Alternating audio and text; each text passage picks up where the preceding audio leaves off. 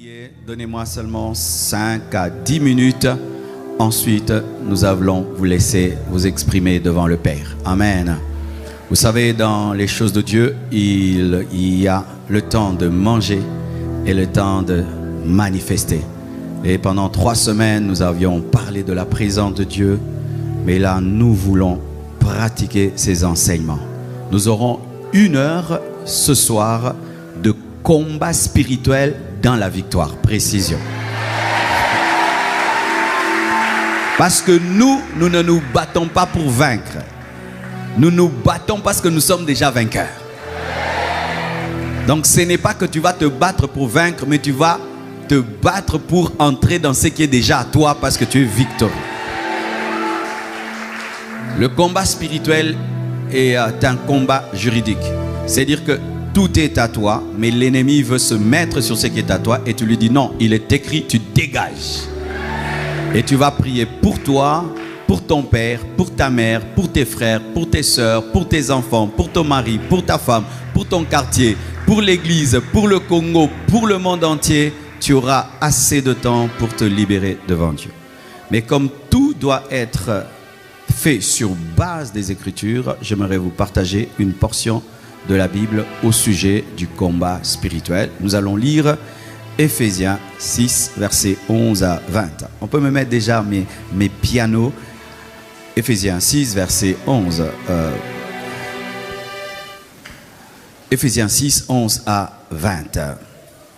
La Bible dit ceci: revêtez-vous de toutes les armes de Dieu. Ephésiens 6, 11 à 20. Revêtez-vous de toutes les armes de Dieu, afin de pouvoir tenir ferme contre les ruses du diable. Car nous n'avons pas à lutter contre la chair et le sang, mais contre les dominations, contre les autorités, contre les princes de ce monde de ténèbres, contre les esprits méchants dans les lieux célestes. C'est pourquoi prenez toutes les armes de Dieu, afin de pouvoir résister dans le mauvais jour et tenir ferme après avoir tout surmonté. Tenez donc ferme, ayez à vos reins la vérité pour ceinture, revêtez la cuirasse de la justice, mettez pour chaussure à vos pieds le zèle que donne l'évangile de paix. Prenez par-dessus tout cela le bouclier de la foi, avec lequel vous pourrez éteindre tous les traits enflammés du mal. Prenez aussi le casque du salut et l'épée de l'esprit qui est la parole de Dieu. Faites en tout temps par l'esprit toutes sortes de prières et de supplications. Veillez à cela avec une entière persévérance et priez pour tous les saints. Priez pour moi afin qu'il me soit donné, quand j'ouvre la bouche, de faire connaître hardiment et librement le mystère de l'évangile, pour lequel je suis ambassadeur dans les chaînes, et que j'en parle avec assurance comme je dois en parler. Asseyez-vous, s'il vous plaît. Il y a moyen de me laisser un écran fixe. Quand on prêche, ça doit être fixe. Quand on chante, ça va. Mais quand on prêche, ça doit être fixe. Il y a des gens qui risquent de commencer à regarder seulement le feu. Le feu. Vous n'avez rien de fixe. Ok, je m'occupe plus de ça. Voici une première chose. La Bible dit ceci: revêtez-vous de toutes les armes de Dieu, afin de pouvoir tenir ferme contre les ruses du diable. Cette parole nous révèle qu'autant il y a des armes physiques, il y a des armes spirituelles. Autant il y a des obus, il y a des mitrailleuses, il y a des épées, il y a des boucliers physiques, il y a aussi des armes spirituelles. Parce qu'il y a le monde spirituel et il y a aussi le monde physique. Les choses de ce monde physique révèlent les choses spirituelles. Amen.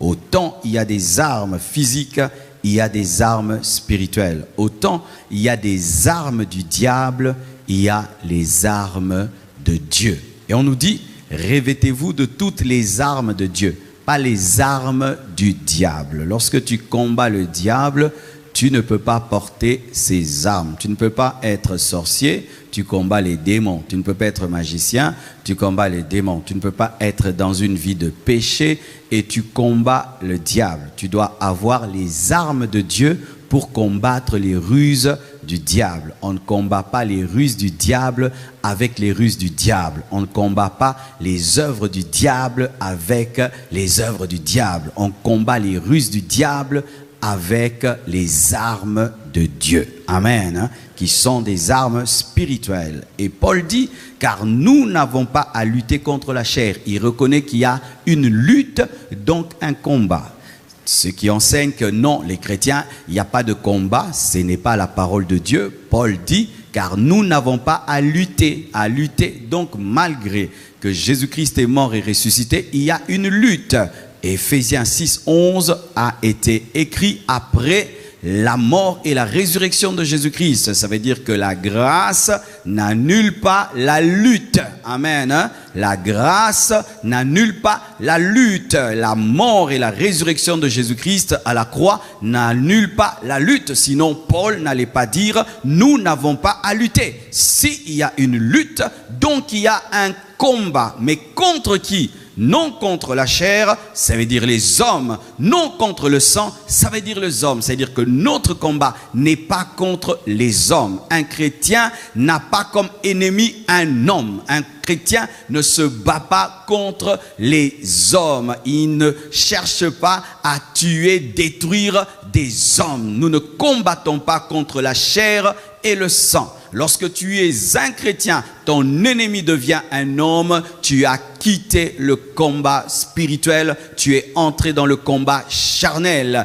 Et lorsque tu pries et tu veux utiliser les armes de la chair contre la chair et le sang, tu n'es plus dans la parole de Dieu. Quel que soit le mal qu'on t'a fait, quelles que soient les injustices que tu as subies, tu ne dois pas faire un combat contre la chair et contre le sang. Dommage, beaucoup de chrétiens sont en paix avec le diable et en guerre contre les hommes. C'est dommage que beaucoup d'hommes aient comme ennemis des hommes, mais sont en paix avec le diable. Entre le diable et les hommes, ils haïssent les hommes et tolèrent le diable. Car nous n'avons pas à lutter contre la chair et le sang, mais contre les dominations, contre les autorités. Ce sont des anges des ténèbres, contre les princes de ce monde de ténèbres, contre les esprits méchants dans les lieux célestes. Lorsqu'on parle des lieux célestes, on ne parle pas du ciel que tu vois. On ne parle pas de ce premier ciel physique qui est fait de nuages, de l'eau. Mais on parle du deuxième ciel qui est le lieu où le diable a établi son quartier général. Ça veut dire quand tu pries dans ta maison, quand tu pries à l'église, tu es en guerre contre des puissances des ténèbres qui sont établies dans les lieux spirituels, dans des lieux d'autorité spirituelle, et toi tu dois les vaincre. Alléluia. Nous ne combattons pas les hommes, nous combattons les autorités, les dominations, les esprits méchants, prouvant que ce sont des démons, prouvant que ce sont des anges déchus, prouvant que ce sont des esprits mauvais. Amen. Contre les esprits méchants dans les lieux célestes. Pas le ciel de Dieu, mais le ciel du diable. C'est pourquoi prenez toutes les armes de Dieu. Face à ce combat, face à cette lutte, voici l'intelligence et la sagesse. C'est de ne pas d'abord aller en guerre, mais c'est de s'armer tout d'abord. Lorsqu'une guerre éclate et que les militaires sont en train de se promener chez eux, qu'est-ce qu'ils font? Ils courent dans la maison, prendre son fusil, prendre son arme, prendre son antiballe, et ensuite il va en guerre. Il en est de même avec le combat spirituel. Avant d'aller en guerre, il faut t'armer. Avant d'aller combattre le diable, tu dois t'armer, car si tu ne t'armes pas, lorsque tu combats le diable, il t'atteindra, il te touchera, parce que tu n'as pas obéi à la recommande de te revêtir de toute toutes les armes de Dieu. C'est pourquoi prenez toutes les armes de Dieu afin de pouvoir résister. Résister, ça veut dire qu'il y a une puissance face, il y a des œuvres face, c'est-à-dire qu'il y a un adversaire réel. Même si tu ne vois pas le diable existe. Même si tu ne vois pas les démons existent. Même si tu ne vois pas la puissance sorcellérique, elle existe réellement, car on ne peut résister contre le vide, on ne résiste que contre ce qui est. Amen. Pour résister dans les mauvais jours et tenir après avoir tout surmonté. Dans les choses de Dieu, voici le principe. Il ne faut pas seulement gagner sur le ring, il faut gagner après le ring. Amen. Car il y a certains boxeurs qui triomphent sur le ring, mais lorsqu'ils descendent, ils tombent malades et puis ils meurent. La volonté de Dieu, ce n'est pas que tu puisses seulement gagner aujourd'hui, mais que tu puisses gagner toute ta vie. Et ce qui te permet, après une victoire, de demeurer victorieux, c'est être armé même après le ring. Car la Bible nous dit que lorsque Jésus-Christ a chassé le diable dans le désert, il a attendu un moment favorable. Lorsqu'il va se distraire, lorsqu'il va se relâcher, lorsqu'il va croire que le diable n'est plus là, c'est alors qu'il allait l'attaquer. Et il n'a jamais vaincu Jésus-Christ parce qu'il avait toujours la garde haute. Garde ta garde haute, toujours en alerte. On n'enlève jamais son armure spirituelle. Les guerriers de ce monde, après une guerre, ils enlèvent leur bouclier, ils enlèvent leur cuirasse, ils enlèvent leur antiballe, mais nous sommes une armée qui est toujours armée. Give me amen, give me amen. Nous sommes une armée qui reste armée. Alléluia. Nous dormons armés. Nous nous réveillons armés. Alléluia. Nous sommes en permanence armés parce que le combat est permanent. La Bible nous dit que votre adversaire, le diable, rôde autour de vous cherchant qui dévorer. Alléluia. C'est pourquoi prenez toutes les armes de Dieu afin de pouvoir résister dans les mauvais jours et tenir ferme après avoir tout surmonté. Tenez donc ferme, tenez donc ferme. Le combat spirituel réclame la fermeté, la détermination et la persévérance. Si tu n'es pas déterminé quand tu combats, tu échoueras. Si tu n'es pas ferme quand tu pries, tu échoueras. Il ne faut pas prier au hasard, il ne faut pas combattre au hasard. Tu dois combattre jusqu'à la fin de ta vie. Alléluia. Tenez donc ferme, ayez à vos reins la vérité pour ceinture. L'une des premières armes dans le combat spirituel, c'est la vérité. La vérité, vivre dans la vérité. Il ne faut pas qu'il y ait du mensonge en toi lorsque tu chasses le diable, parce que le diable est un menteur. Alléluia. Et lorsque tu chasses le diable et tu es un menteur, tu deviens le petit-fils de celui que tu chasses, ainsi tu fais partie de la famille. Car le diable est un menteur depuis le commencement et lorsqu'il ment de tout son fond. Un menteur ne peut pas chasser le diable parce que Jésus-Christ a dit le prince de ce monde vient, mais il n'y a rien de lui en moi. Alléluia. Lorsque tu veux chasser les démons, vérifie si tu es menteur. Si tu es menteur, ne les chasse pas. Ils ne partiront pas. Ils ne partiront pas. Je ne veux pas vous faire prier pour prier. Je veux de l'efficacité. Je veux du résultat. Parce qu'il y a des gens qui prient. Ils n'ont pas de résultat. La volonté de Dieu est que tu aies des résultats. Comment avoir les résultats? Tu ne dois pas être un menteur. Les menteurs ne chassent jamais les démons. Les démons peuvent te mentir qu'ils sont partis. Ils ne partent pas. Un menteur ne peut chasser le diable parce que c'est son petit-fils. Pépé Satan. Oui, menteur, ton pépé c'est Satan. Il fait partie de ta famille. Il est le père du mensonge, donc il est le père des menteurs. La ceinture de la vérité. Vous allez voir que cette arme, lorsqu'on porte une ceinture, elle tient le pantalon. Mais dans l'idée que Paul avait, il était en train de parler des soldats romains. Il utilisait le naturel pour expliquer le surnaturel. Et ainsi, sans la ceinture, l'armure ne tenait pas. Et ainsi, sans vérité, ton armure ne peut tenir. C'est pourquoi prenez toutes les armes de Dieu. Et donc, ayez à vos reins la ceinture, la vérité pour ceinture. Revêtez la cuirasse de la justice. Et la cuirasse de la justice protège le cœur. Et cette justice, c'est la justice que tu obtiens par la foi en Jésus, mais aussi une vie dans la justice. La sanctification. Un homme qui vit dans l'injustice ne peut chasser le diable. Un homme qui vit dans la corruption ne peut chasser le diable. Un homme qui vit dans le péché ne peut chasser le diable. Les fils de Xéva ont essayé de chasser les démons. Ils n'ont pas pu parce qu'ils menaient une vie de péché. Et ils n'avaient aucune communion avec Jésus. Ainsi, frères et sœurs, le combat spirituel n'est pas une mode, c'est une dimension. Le combat spirituel, ce n'est pas d'abord s'agiter en priant, couper, couper, couper, bouger. Non, c'est d'abord une vie et ensuite une manifestation. C'est-à-dire que tu as la victoire sur le diable par ta vie et puis tu as la victoire sur le diable par ta prière. Tu dois d'abord avoir la victoire sur le diable par ta vie, ensuite tu la démontres par ta prière. Tu dois chasser le diable par ta vie, ensuite tu le chasses par tes paroles. Jésus avait déjà la victoire sur le diable par sa vie, ensuite il a démontré cette victoire en chassant les démons. Mais si toi tu ne chasses qu'à chasser les démons, mais tu ne chasses pas le péché, les démons ne partent pas parce qu'ils se nourrissent du péché comme les mouches se nourrissent de saleté. Et le diable est appelé Belzéboul. Belzéboul, prince des mouches. Les mouches demeurent là où il y a la saleté et les démons demeurent là où il y a le péché. Revêtez la cuirasse de la justice.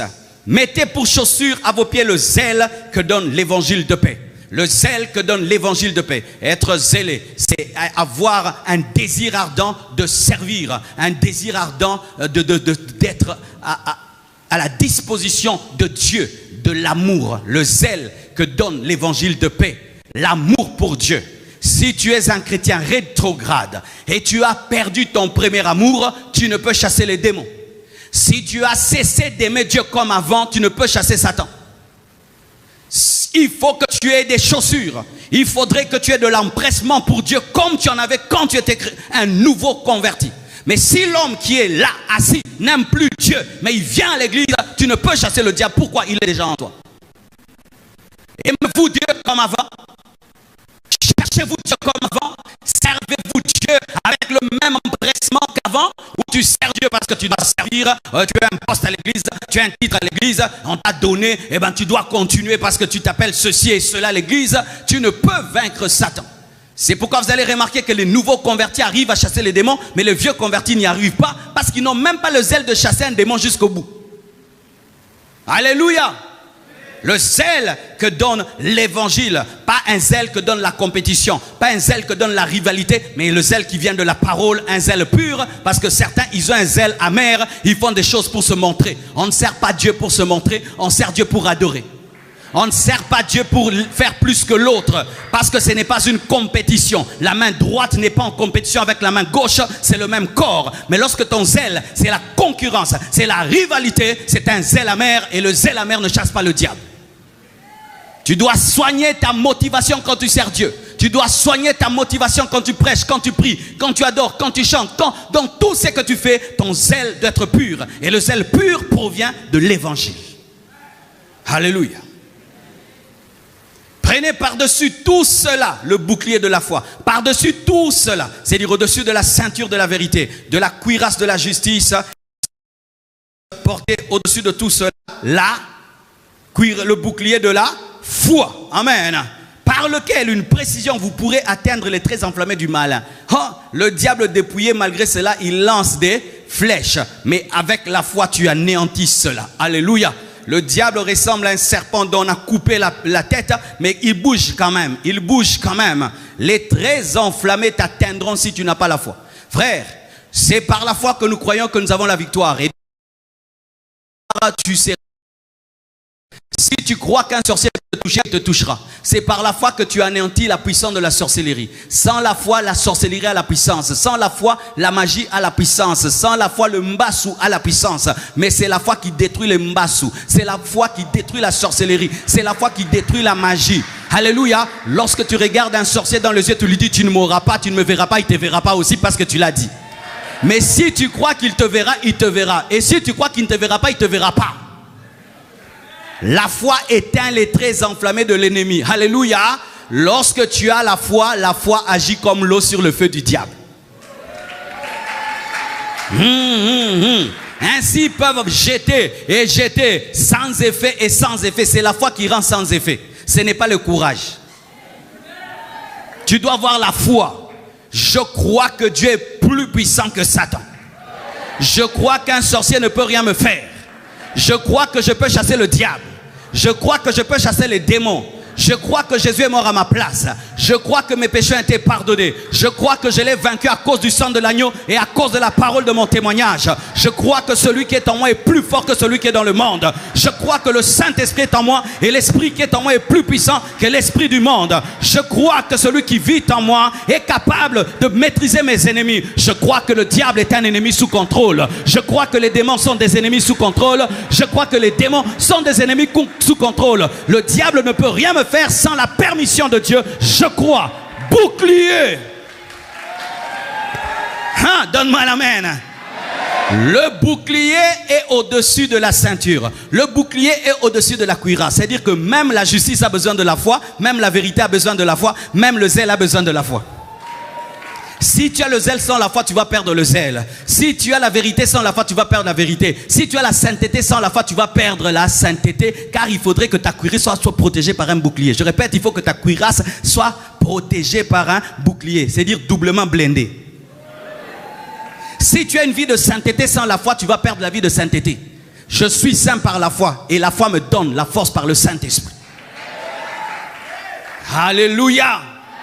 Ainsi, un nouveau converti d'un jour peut chasser le diable en personne. Vous ne croyez pas? Quelqu'un qui vient à l'église comme ça, reçoit Jésus. Seigneur Jésus, je te reçois. Amen. Je vais chasser le diable. Il dit, Satan, sors. Il sort. Si un nouveau converti peut chasser le diable en personne, mais un vieux converti comme toi, tu peux chasser les démons, les esprits impurs, les principautés, les dominations. Je le crois. Je le crois. Il te sera fait selon ta foi. Rien n'est impossible à... Tout est possible à Dieu et rien n'est impossible à celui qui croit. Et celui qui croit maintenant la dimension de Dieu parce que lui aussi à lui, rien n'est impossible. Tu peux tout avec Dieu. Jésus a dit, si vous croyez en moi, vous ferez les œuvres que j'ai faites et vous en ferez des plus grandes. Si vous croyez.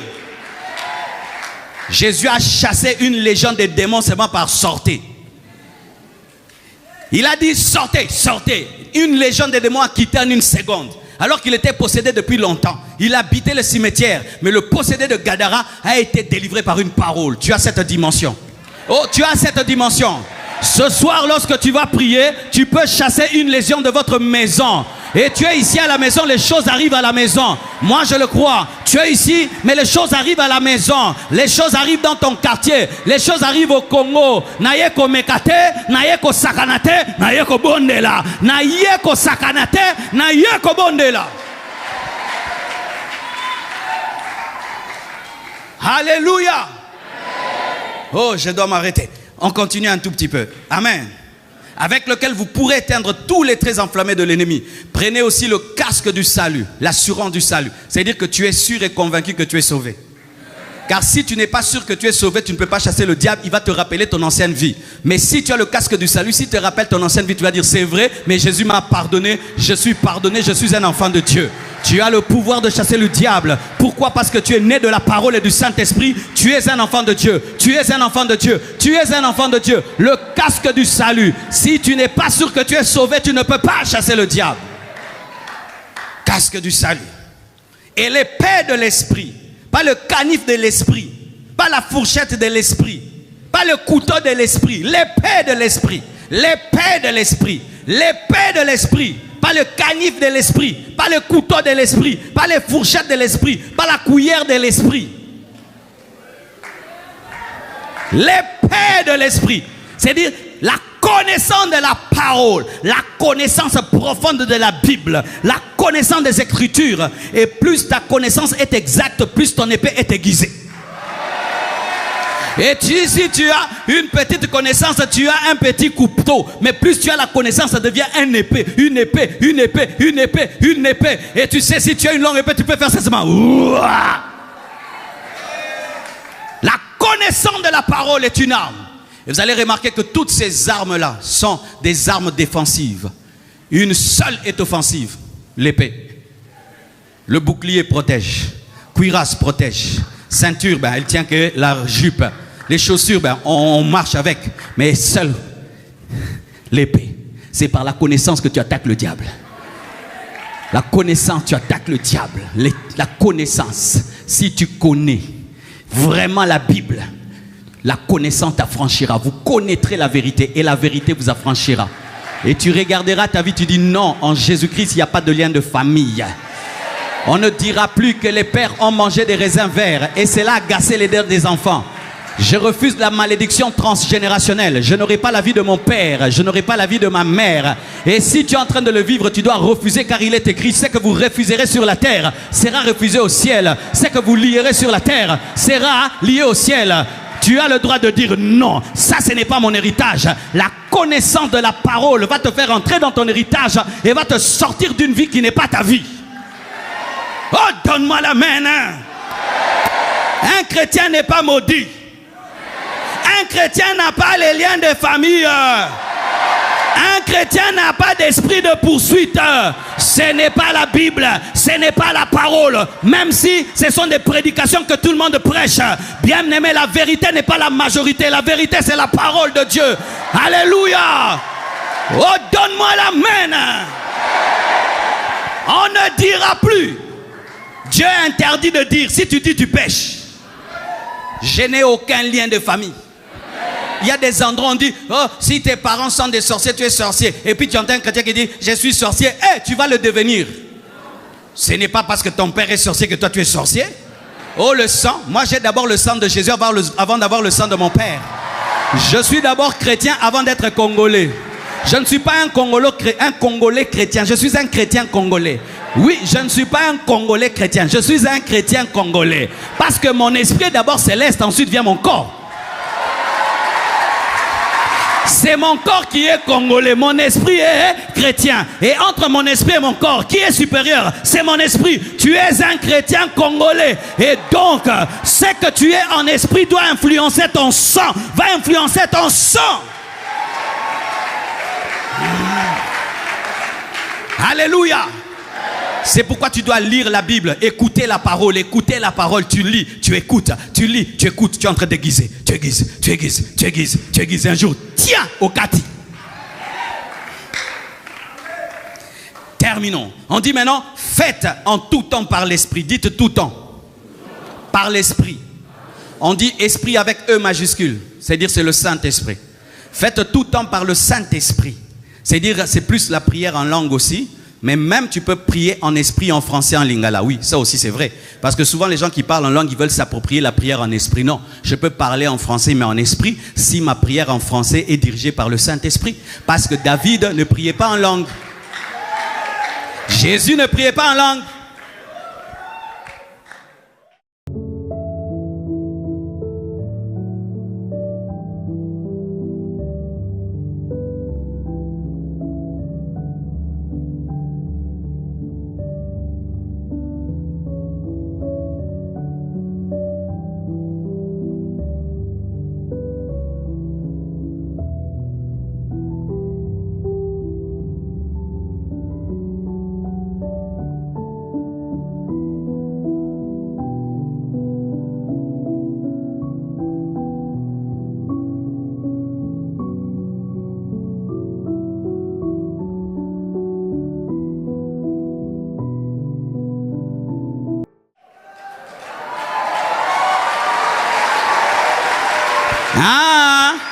Vous qui parlez en langue, vous vous êtes approprié la prière en esprit. Jésus lui-même ne parlait pas en langue.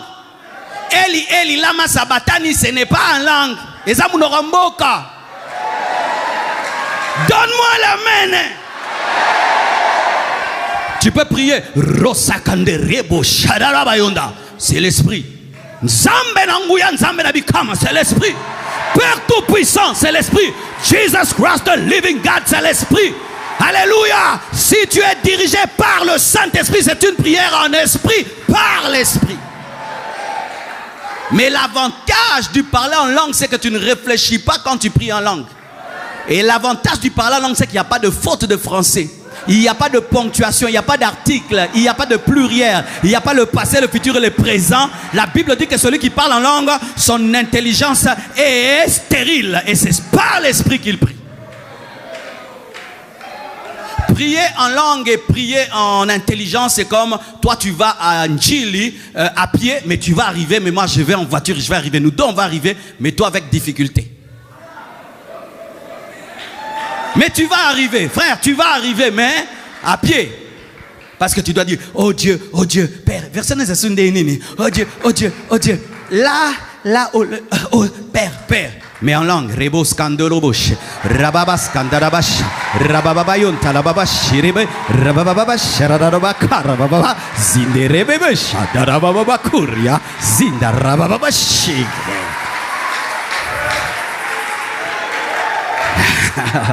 Alléluia. Faites en tout temps, dites tout temps. Le matin, à midi, le soir, au milieu de la nuit, en tout temps. Il n'y a pas l'heure de prier. Il n'y a pas l'heure de respirer. Comme il n'y a pas l'heure de prier. Il n'y a pas l'heure de prier, frère. Il n'y a pas l'heure. Je ne vais pas avoir un programme de prier. Mais en soi, en esprit, on prie tout le temps. Parce qu'on respire tout le temps. Parce que la prière est une respiration spirituelle. Je n'ai pas l'heure où je respire. Mais il y a des temps, je fais vraiment... Là, maintenant, c'est l'heure de ta prière. Mais tu respirais avant de faire des étirements. C'est-à-dire un homme de prière prie avant le rendez-vous de la prière et après le rendez-vous de la prière continue à prier parce qu'il ne peut s'empêcher de prier. Faites en tout temps par l'esprit. Priez sans cesse. Qui s'est déjà surpris, il dort mais il prie? Ah, toi ça t'est jamais arrivé. Ce n'est pas un extraterrestre, là c'est moi le Saint-Esprit. Qui s'est déjà surpris, il veut rire mais il parle en langue. Tu veux dire Alléluia. Que Dieu te bénisse. Continue comme ça, frère.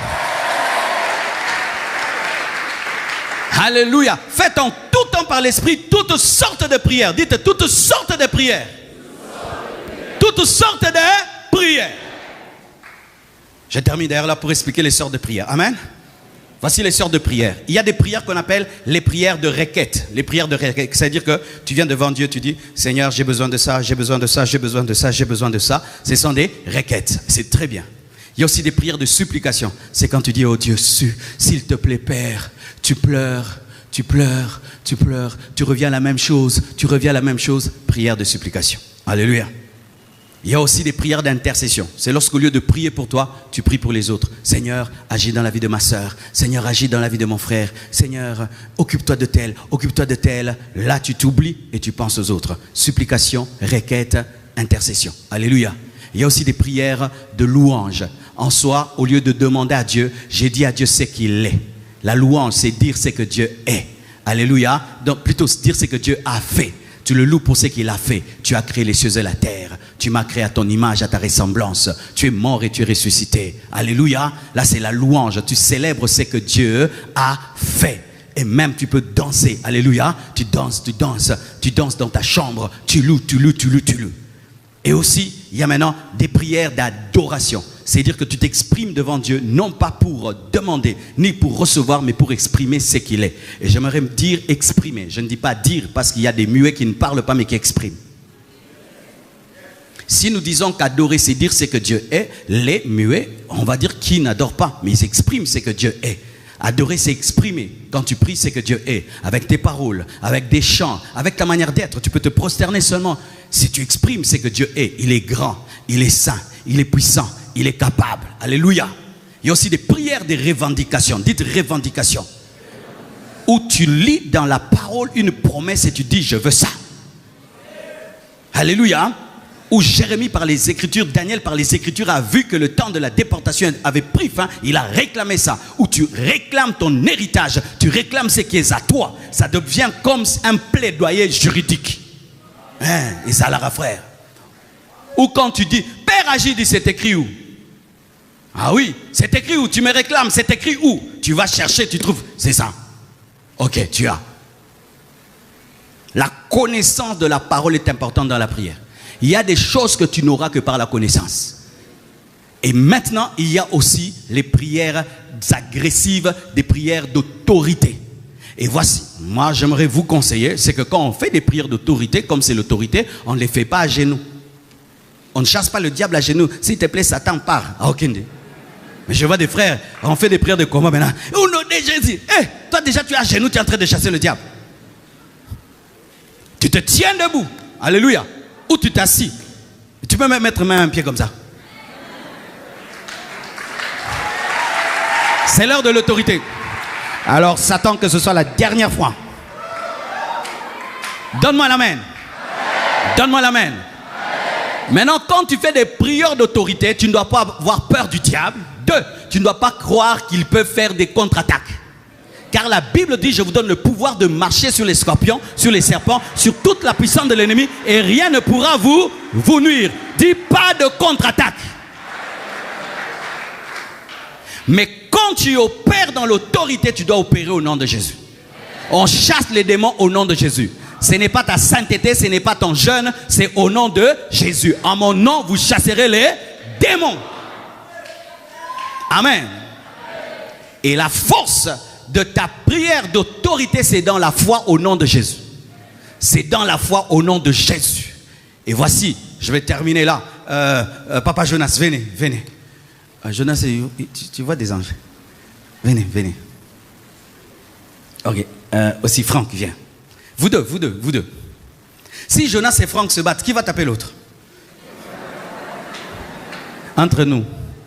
Ici, s'il vous plaît. Franck, entre vous deux, qui va taper l'autre? Ah, il est fiancé. Ok, on dit Maté va bêter quand même. Mais moi, je sais que Jonas va taper Franck. Mais il va se défendre quand même. Alors, la plupart des temps, lorsque les chrétiens sont dans le combat spirituel, ils ont cette vision. Il y a un Jonas, il y a un Franck. C'est-à-dire que moi, je suis Franck le chrétien et Satan, c'est Jonas. C'est-à-dire, Satan est fort, non, on est faible. C'est pas vrai. C'est pas vrai. C'est pas que tu vas en guerre contre un fort. La vérité, c'est que Jésus-Christ a dépouillé. Agenouillez-vous. Sorry, par ici, devant, par ici. Agenouillez-vous. Il a dépouillé les autorités et les dominations. Il a tenu. Et puis il dit, Franck, bêtez ma Kofi. Alléluia. Lorsque nous allons dire maintenant nous allons prier, ne vois pas un diable debout, vois un diable qui est dépouillé et qui est lié, et toi chasse-le. Que Dieu vous bénisse abondamment. Prions le Seigneur. Alléluia, prions le Seigneur. Tiens-toi debout, prie. Qu'est-ce que tu vis dans ta vie? C'est maintenant le moment de manifester l'autorité de Jésus. Prions.